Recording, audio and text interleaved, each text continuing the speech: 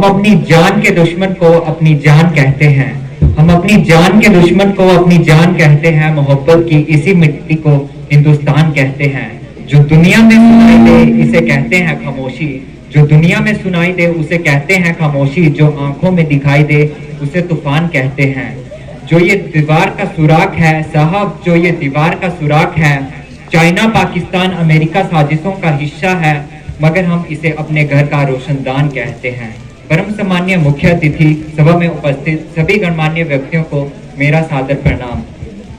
मैं अश्विन कौंडल देश प्रेम के उपलक्ष्य पर अपने कुछ विचार आप सभी लोगों के साथ साझा करना चाहता हूँ। आज़ादी, आज़ादी का असली मतलब वही समझ सकता है जिसको कभी गुलामी सही हो।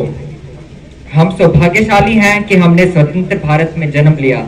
यूं तो आज़ादी की लौ 1857 में ही जल चुकी थी, जो वर्षाल बनकर 1947 में हमारे देश को आजाद कर लाई। प्राचीन, मध्यकालीन और वर्तमान भारत के उदाहरणों से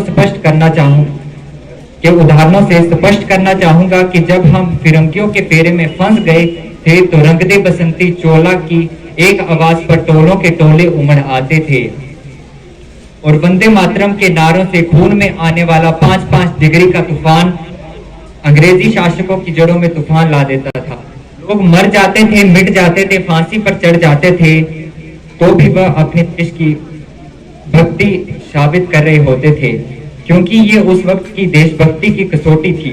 उसके बाद 62, 65 और 71 के युद्धों में अपना सुहाग गंवा देने वाली औरत जब घर के हालात ये हो जाया करते थे कि प्यार भी भरपूर गया, मांग का सिंदूर गया, नन्हे निहाले की लंगोटियां चली गई, छोटी छोटी बेटियों की चोटियां चली गई, बाप की कमाई गई, भाई की पढ़ाई गई, ऐसा एक विस्फोट हुआ पता ही चला नहीं, पूरे जिस्म की बोटियां चली गई और आपके लिए तो एक इंसान मरा है साहब, किंतु मेरे घर की तो रोटियां चली गई, मेरे घर की तो रोटियां चली गई।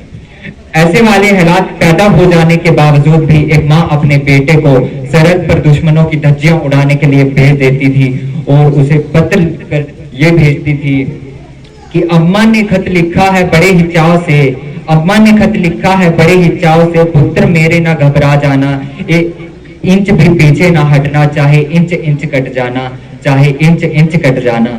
कुछ यूं हमारा देश आजाद हुआ।